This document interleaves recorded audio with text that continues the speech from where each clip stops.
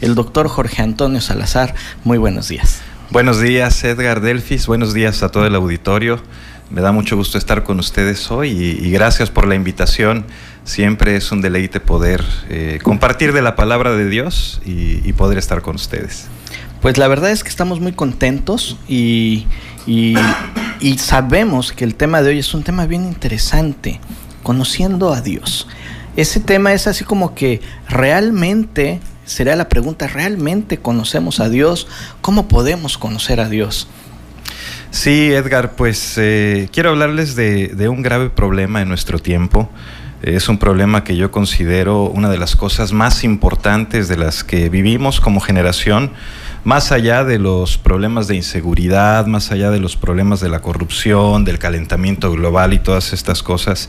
Yo creo que el problema más serio de nuestra generación es que creemos que conocemos a Dios sin conocerle verdaderamente. Y déjame se los explico porque a cada rato yo escucho a la gente decir, no, fulanita, no te preocupes, mira, Diosito te va a ayudar. O no, mira, de alguna manera ya verás que al final todo saldrá bien, tú nada más confía en Dios y Dios te va a bendecir. O mantén una mente positiva, verás que Diosito va a ser misericordioso y también te va a sacar de todas estas cosas, ¿no? Y el problema con este tipo de cosas que yo veo es que muchas personas dicen que Diosito les va a ayudar y creen que Dios de alguna manera es el genio de la lámpara maravillosa que está ahí esperando que la gente llega y le pida para concederles todos sus deseos.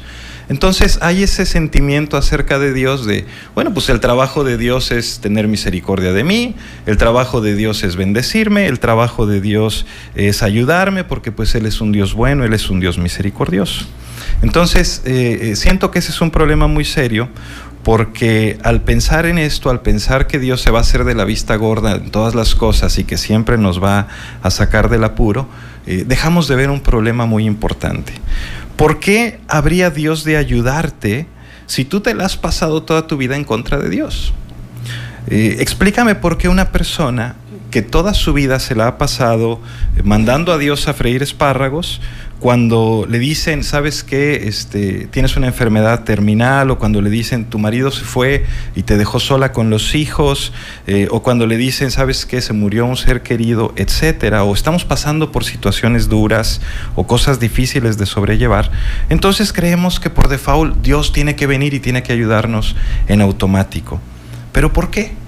Y la pregunta es muy interesante porque nosotros no somos así con la gente. Yo me acuerdo que hace poco alguien llegaba y me pedía que si le podía prestar una herramienta que tenía. Le digo, yo no tengo esa herramienta, pero ¿por qué no vas con fulanito? Fulano tiene esa herramienta y estoy seguro que te la va a prestar.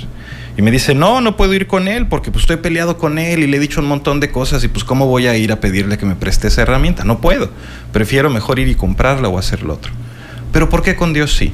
¿Por qué no nos reconciliamos primero con Él y creemos que en default Él tiene que ayudarnos y Él tiene que estirar su mano y sacarnos de nuestros apuros?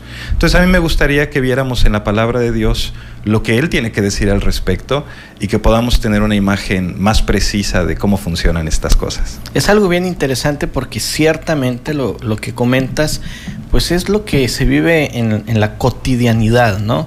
Es decir, muchas personas se llega a pensar que la obligación de Dios es ayudarnos.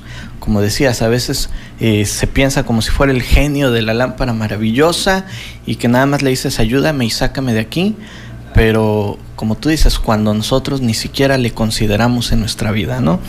Así que bueno, vamos a seguir hablando de este tema que es un tema muy interesante. Regresamos después de mensajes. La fe viene por el oír la palabra de Dios. Y bueno, es bien interesante el tema del que nos está hablando hoy el pastor Jorge Salazar.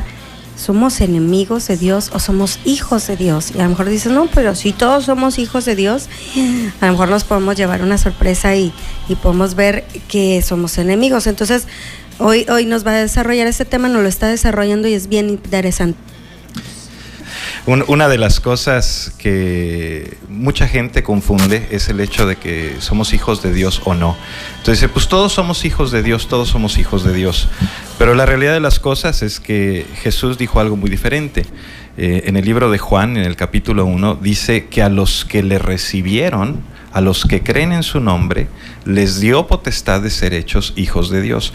Entonces, hace una exclusividad de quienes verdaderamente son hijos de Dios. Y es muy interesante porque, como decía hace un momento, creemos que en automático Dios tiene que ayudarnos, en automático Dios tiene que concedernos nuestros deseos, y también creemos que en automático todos somos hijos de Dios. De hecho, esto también pasaba por la mente de la gente que andaba con Jesús en aquel tiempo.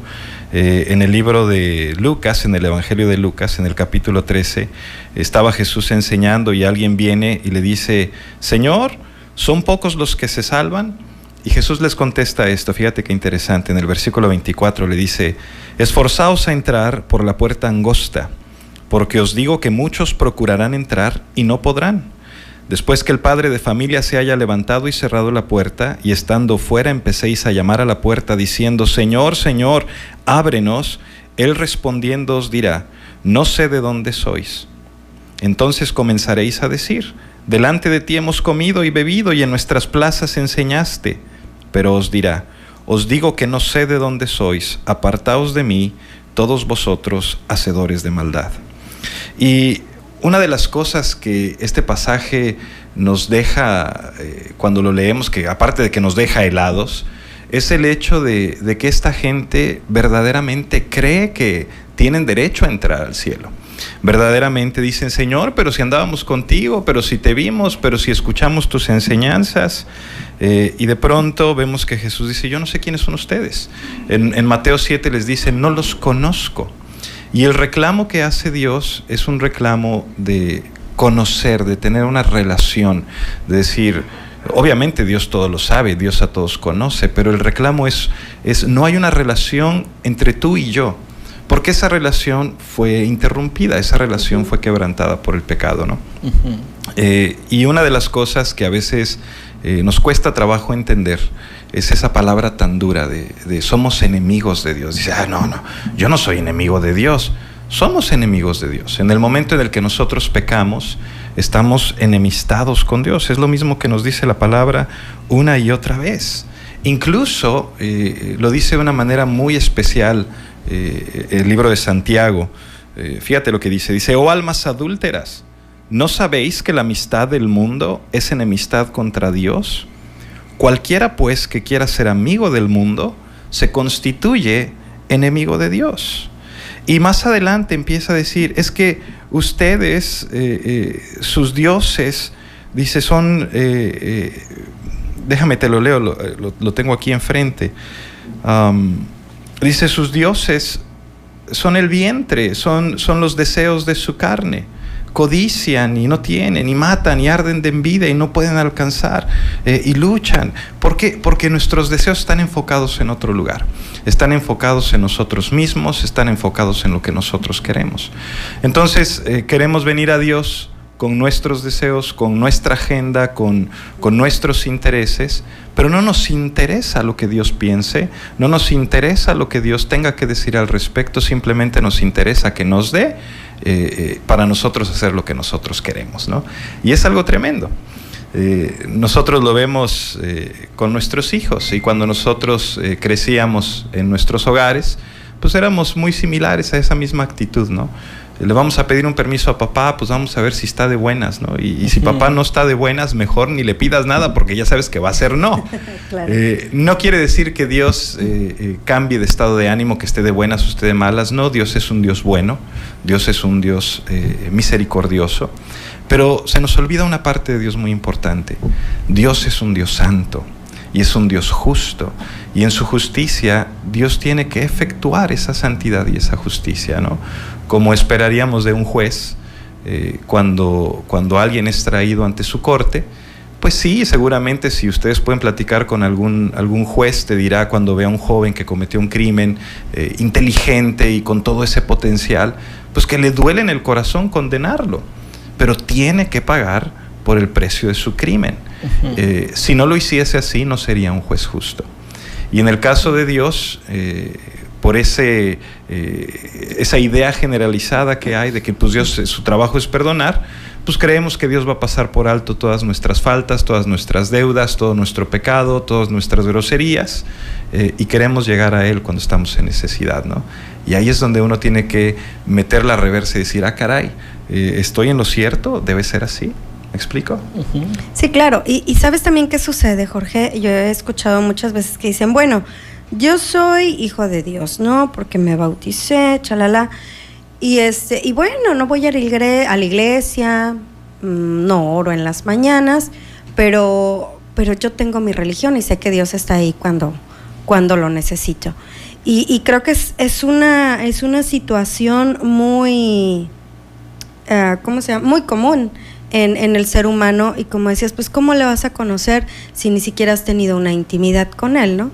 O como dices, el genio de la lámpara maravillosa, pues tampoco, ¿no? O cuando sucede algo, lo primero es culpar a Dios. Bueno, es que Dios me está castigando. Así es.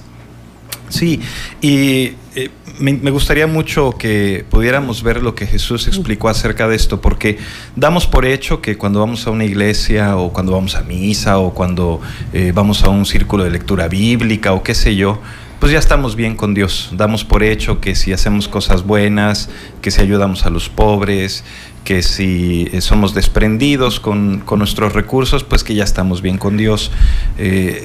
Un montón de cosas que damos por hecho, pero no nos detenemos a pensar qué es lo que Dios tiene que decir al respecto. Y eso lo vamos a ver en la Biblia.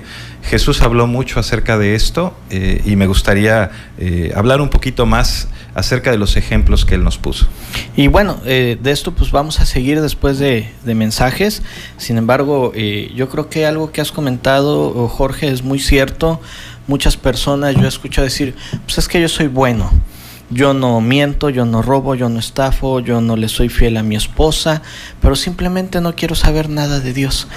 Entonces, realmente qué tan bueno es, ¿no? Una persona así, ¿verdad? Realmente qué tan buena es, porque tenemos el concepto de ser buenos a la vista del ser humano, pero está el concepto de realmente ser buenos según como Dios lo ha establecido. Así que no le cambie, regresamos después de estos mensajes, pónganse en contacto con nosotros.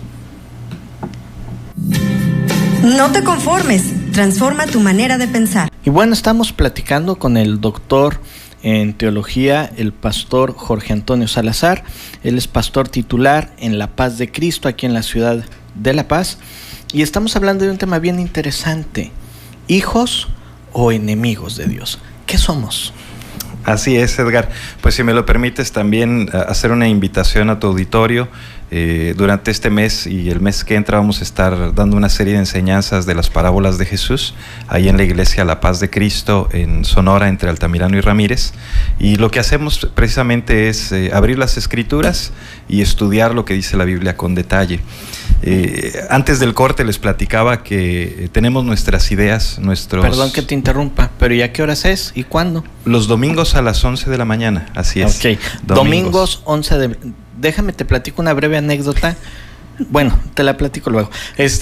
Domingo 11 de la mañana, La Paz de Cristo, esta congregación, esta iglesia está ubicada en la calle Sonora, entre Ramírez y Altamirano. O sea que usted viene por Ignacio Ramírez, pasa las 5 de febrero en el sentido del Ignacio Ramírez y son...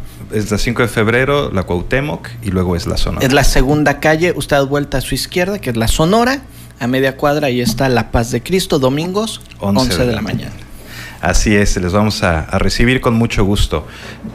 Más que nada para estudiar la palabra de Dios, porque tenemos nuestras ideas, nuestras preconcepciones acerca de cómo es Dios o cómo debe de ser, y no nos molestamos en ver qué es lo que Dios nos dice en su palabra. De hecho, Jesús, estando con nosotros aquí en la tierra, antes de que le crucificaran, daba varias enseñanzas, y en una de ellas, ustedes recordarán la parábola del sembrador.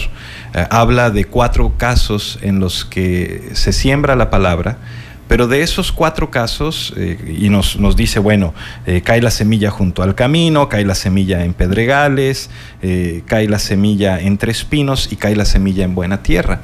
Son 4 casos en los que se escucha la palabra y la palabra llega, pero Jesús, cuando les explica a los discípulos el significado de la parábola, les dice cómo de esos 4 casos, únicamente uno de ellos verdaderamente recibe la palabra, verdaderamente cree en Jesucristo. Todos los demás nos da el ejemplo de los que caen en el camino, viene Satanás y les roba la palabra y no creen. Nos da el ejemplo de aquellos que se emocionan y al principio están muy entusiasmados con Jesús, y sí, Jesús para acá, Jesús para allá, y al poco tiempo tampoco ya creen. Nos habla de los que verdaderamente estaban ahí bien agarrados de Él, pero los afanes de este mundo y las riquezas los alejan. Y finalmente vemos que únicamente una 1/4 parte de esa gente que escucha la palabra termina creyendo en Él. Y lo curioso de todo esto es que inmediatamente después de esta parábola y de explicárselas, les da otra parábola y les empieza a contar la parábola del trigo y la cizaña. Y se me hace algo muy interesante porque les habla precisamente de que entre quienes creen también hay sembrados quienes no van a creer, y nos habla de los malignos, y nos habla de la gente malvada, y nos habla de quienes están en contra de Dios. Entonces llega un punto en el que, conforme leemos la palabra de Dios en esta parábola, nos damos cuenta que mucha gente cae dentro de esa categoría de la que hablábamos al principio. Oye, pero si nosotros hacíamos esto por ti, pero si nosotros hemos hecho buenas cosas. Y viene Jesús y les reprocha: nunca los conocí. Y más adelante, después de que les explica esto Jesús, les explica otra parábola. Se me hace interesantísimo porque les dice que es como una red. Les dice: el reino de los cielos es semejante a una red que es echada en el mar y recoge toda clase de peces. Y una vez llena, la sacan a la orilla y sentados recogen lo bueno en cestas y lo malo lo echan fuera. Así será el fin del siglo. Saldrán los ángeles y apartarán a los malos de entre los justos y los echarán en el horno de fuego, y allí será el lloro y el crujir de dientes. Y dice uno: ay, no, pues yo no soy malo, yo soy una buena persona. Sí, puedes ser muy buena persona, pero mientras tú no hayas hecho las paces con Dios, sigues siendo enemigo de Dios. Y eso es algo tremendo, porque nosotros, te digo, tenemos esa imagen así como de osito de peluche, de ternura, de Dios es todo lindo y bello, y sí es, pero también es un Dios santo y justo. Y les quiero compartir un pasaje en la palabra de Dios. ¿A quién debemos temer? Y Jesús está hablando con la gente y les dice: ¿saben qué? Les dice: amigos míos, esto que les estoy leyendo está en Lucas 12. No temáis a los que matan el cuerpo y después nada más pueden hacer, pero os enseñaré a quién debéis temer. Temed a aquel que después de haber quitado la vida tiene poder de echar en el infierno. Sí, os digo, a este temed. ¿No se venden 5 pajarillos por 2 cuartos? Con todo, ni uno de ellos está olvidado delante de Dios, pues aún los cabellos de vuestra cabeza están todos contados. No temáis, pues, más valéis vosotros que muchos pajarillos. Y te quedas tú: a ver, Señor, ¿temo o no temo? Porque me estás diciendo que tema a aquel que puede quitarme la vida y echarme al infierno, pero luego me dices: no temas porque Dios tiene cuidado hasta de los pajaritos. Entonces, ¿cómo entiendo este pasaje? ¿Qué debo de hacer ahí? Más adelante, en Juan capítulo 14, Jesús dice: de cierto os digo, el que en mí cree, las obras que yo hago, Él las hará también, y aún mayores hará, porque yo voy al Padre. Entonces, ¿de qué me está hablando Jesús? Bueno, está hablando de algo muy sencillo. Si tú has sido reconciliado con Dios, no tienes nada que temer. Exacto. Si tú no has estado reconciliado con Dios, te acabas de echar al peor enemigo que puedes tener en tu vida. Entonces, ¿qué es lo que hacemos ahí? Dices: yo no quiero tener a Dios de enemigo, yo quiero estar reconciliado con Dios. ¿Qué puedo hacer? Y la Biblia nos dice qué hacer precisamente, porque más adelante en el libro de Romanos dice: Dios muestra su amor para con nosotros en que, siendo aún pecadores, Cristo murió por nosotros. Y dice uno, ok, pero fíjate lo que sigue diciendo, pues mucho más, estando ya justificados en su sangre, por él seremos salvos de la ira. Porque si siendo enemigos fuimos reconciliados con Dios por la muerte de su Hijo, mucho más estando reconciliados seremos salvos por su vida. Y no solo esto, sino que también nos gloriamos en Dios por el Señor nuestro Jesucristo, por quien hemos recibido ahora la reconciliación. ¿Qué quiere decir esto? Quiere decir que Jesús viene y Jesús paga el precio por nuestro pecado. Quiere decir que esa condenación que el juez justo tenía que ejecutar sobre cada uno de nosotros y que se va a ejecutar en el fin de los tiempos, Él dice, ¿sabes qué? En mi amor por ti, yo envío a mi Hijo, y mi Hijo Jesús decide voluntariamente venir a pagar el precio por nuestro pecado, a pagar esa condenación. Entonces a nosotros nos queda decir, bueno, yo acepto ese pago que se hizo en mi lugar para estar reconciliado con Dios, o yo no lo acepto, así de sencillo. Y tenemos esa decisión. Cuando nosotros aceptamos a Cristo en nuestro corazón, cuando nosotros le decimos, Señor, yo quiero conocerte, quiero reconocerte, quiero caminar contigo, entonces es que somos reconciliados con Dios. Y entonces pasamos de ser enemigos de Dios a ser hijos de Dios. Por eso leíamos hace un momento que a los que creen en mi nombre, dice Jesús, les ha sido dada potestad de ser llamados hijos de Dios, ya no enemigos. Y eso es una gran noticia. Por eso les llamamos las buenas nuevas, porque son extraordinarias noticias. Y esto es fabuloso. Entonces, entiendo que el ser humano nace siendo enemigo de Dios por nuestras obras, por nuestras acciones. Digo, ¿habrá alguna persona que diga, pues yo no tengo nada en contra de Dios? Pues muchas personas dicen, yo no tengo nada en contra de Dios. El hecho es que seguimos pecando. Entonces, en el momento en el que nosotros pecamos, en ese momento nos enemistamos con Dios. Y al estar enemistados con Él, nos hacemos enemigos de Dios. Ahora, hay otra cuestión. A veces dicen, no, es que yo soy una persona buena porque yo soy trabajador, yo no le soy infiel a mi esposa, yo no tomo, o bueno, nada más de fiestas, yo no robo, yo soy una persona buena, ¿no? Uh-huh. Pero no tienen esa cercanía con Dios. De todas maneras son enemigos de Dios. Lo que pasa es que Dios es el creador de todas las cosas. Y como el creador, Él es el que pone las reglas del juego. Si tú vas manejando en la calle y te pasas el semáforo en rojo, te van a poner una multa. Digo, si te sorprende la autoridad, te van a poner una multa y la tienes que pagar. Y tú puedes decirle, ay, fíjese que yo me voy todos los sábados a barrer el malecón y pinto las palmeras y les pongo cal y recojo la basura. Si usted cometió una infracción, tiene que pagar la multa. Todos nosotros hemos pecado. Entonces, al pecar, tenemos que pagar precisamente por ese pecado. Y ahí es donde Cristo viene y paga en nuestro lugar. Entonces, a nosotros nos toca decir, yo acepto el pago de Cristo o me la juego. Ajá. Bueno, pues vamos a mensajes, no le cambie. Continuamos. Y bueno, estamos hablando sobre esa etapa, Jorge, donde tenemos realmente que alcanzar esta reconciliación. Y decíamos que bueno, habrá personas que digan, pues yo soy bueno, yo no me drogo, yo no robo, yo soy honesto, yo ayudo a la gente necesitada, le soy fiel a mi esposa, etcétera, etcétera. Soy bueno, ¿no? A los ojos humanos soy bueno y pues yo no tengo ningún problema con Dios, o sea, ¿cómo que me reconcilia con Dios, no? Sí, pero si somos honestos, incluso quienes hablan así o quienes hemos hablado así en algún punto de nuestra vida, tenemos que reconocer que en nuestro fuero interno, si pensamos verdaderamente en estar delante del Dios Todopoderoso, del Dios Santo, tendríamos muchas cosas por qué bajar la cabeza, ¿no? Entonces podemos creernos las personas más buenas del planeta, pero realmente sabemos que ante un Dios santo, ante un Dios puro, ante un Dios justo, pues que hemos transgredido su ley, que hemos ofendido a nuestro Creador de muchas maneras. El problema es que no tenemos un concepto del pecado real. Para nosotros una mentira, una mentirilla, ¿qué tiene de malo?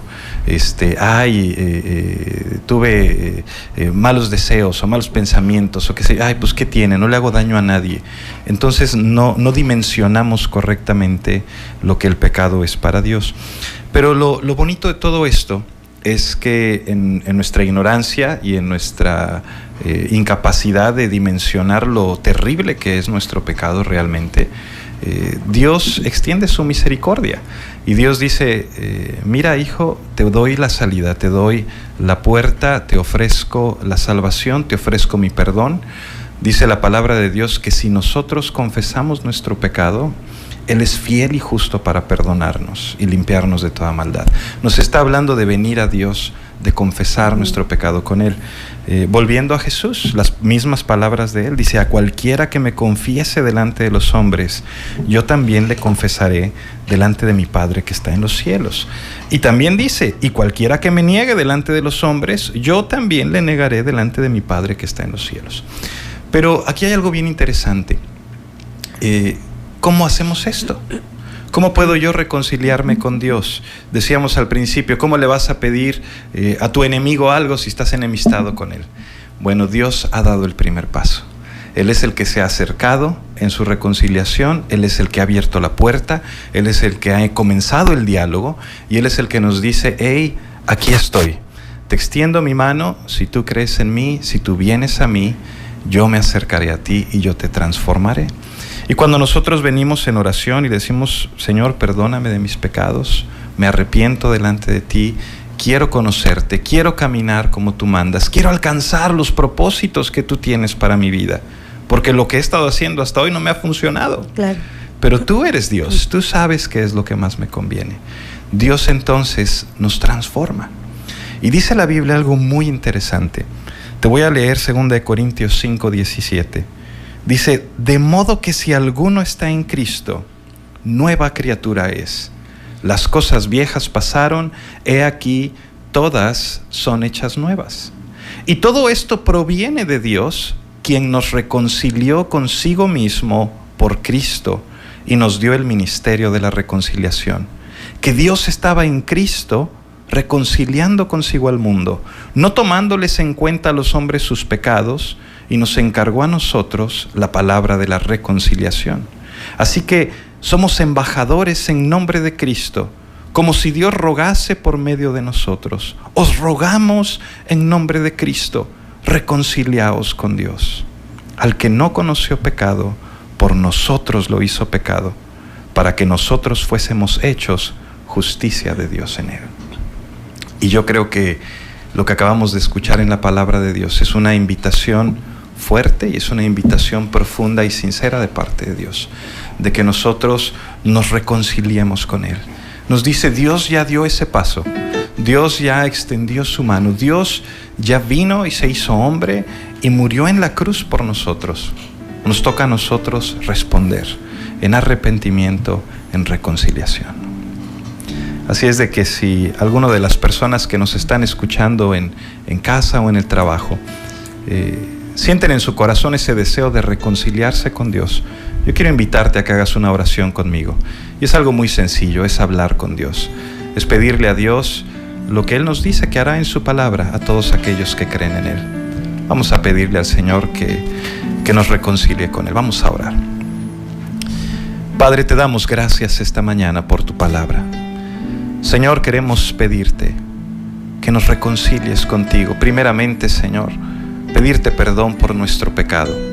Pedirte perdón, Señor, por vivir nuestras vidas a nuestro entender, sin buscarte, sin querer conocerte, sin querer saber cuál es tu propósito para cada uno de nosotros. Padre, perdónanos porque hemos mentido, porque hemos codiciado, porque hemos tenido malos pensamientos, porque hemos sabido hacer lo bueno y no lo hemos hecho. Límpianos de pecados, Señor. Te damos gracias por el sacrificio de Cristo y porque sabemos que en Él tenemos vida eterna. Danos, Señor, una nueva naturaleza en ti y ayúdanos a caminar como tú mandas.